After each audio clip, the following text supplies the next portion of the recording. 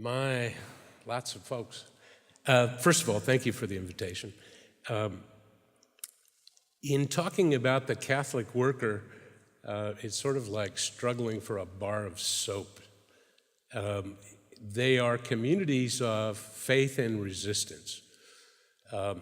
I've been fortunate enough to work in maybe 12.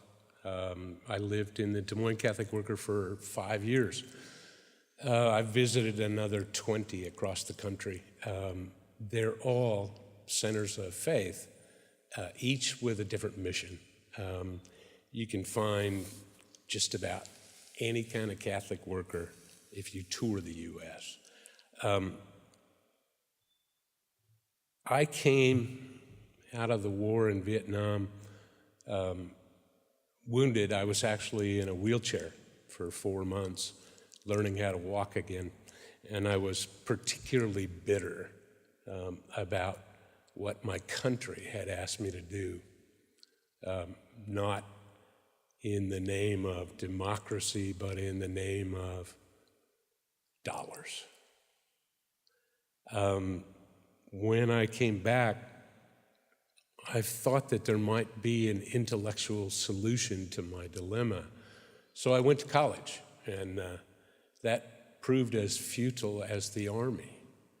I studied philosophy and got an undergraduate degree, and then went on and got a degree in psychology and another one in the arts.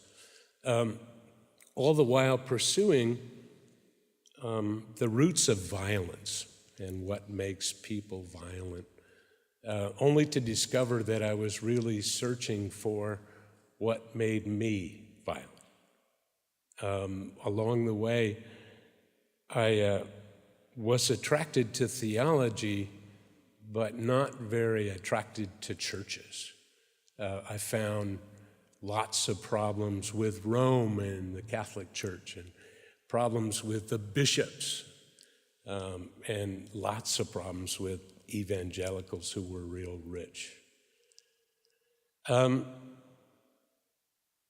I started working in civil disobedience a few years after I got out of the Army, and began to do nonviolent civil disobedience, that is sit-ins, occasionally blocking military bases, and serving time in various jails for that action.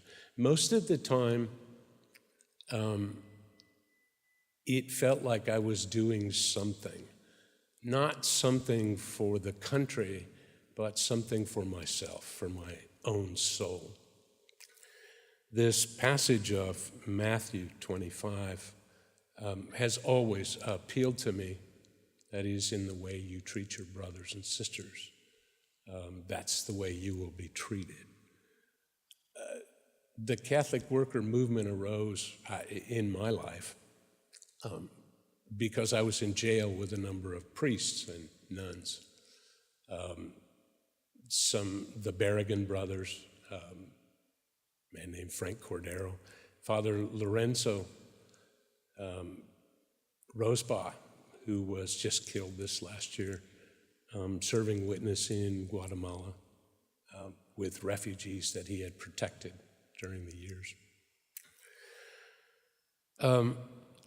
I joined the Catholic Worker briefly in Omaha, Nebraska, and then gave up everything and moved to Central America to become a photojournalist. And I discovered that I wasn't a very good photojournalist because I didn't sell a lot of pictures. I made enough money to get by, but that wasn't really why I was there. I discovered along the way that I was there to try and halt war. And I thought, well, maybe if I take pictures of how bad it is, people will stop fighting. And then I thought, well, okay, this isn't working. Maybe if I take like a series of photos of how bad it is. So I would take pictures of refugees and pictures of the victims of the war, the civilians that I met along the way. And that didn't work. So then I thought, okay, one picture. If if I have just one picture that talks about that violence. And that didn't work either. So then I started taking pictures with Archbishop Gerardi in Guatemala, who headed up the Truth Commission there. And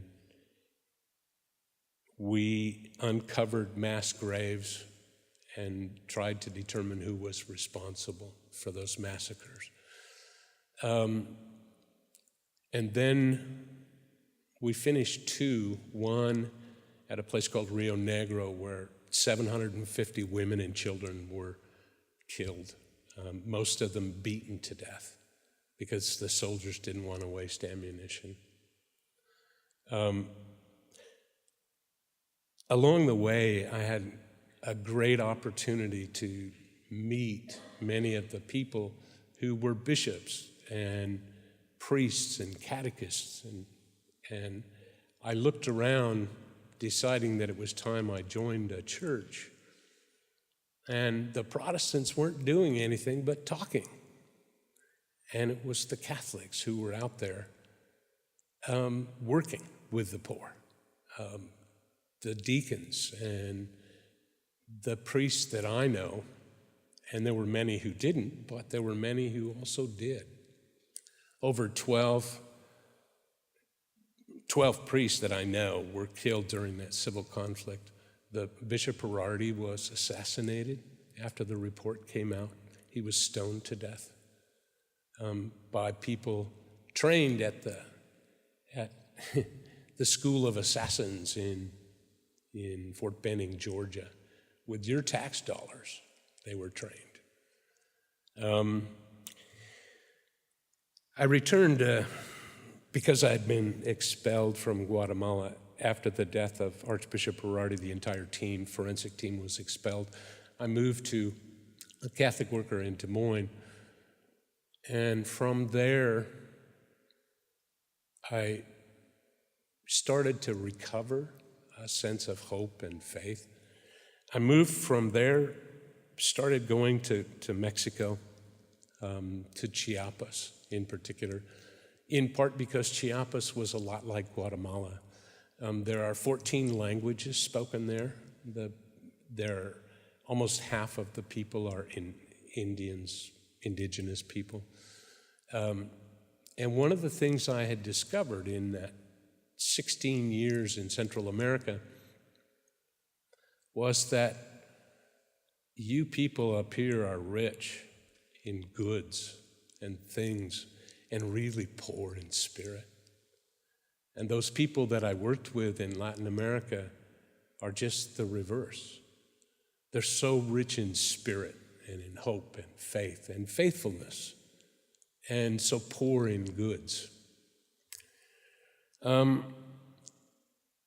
Eventually, I returned to Mexico and started a little Catholic worker farm. It's really important that you know that we're not very effective.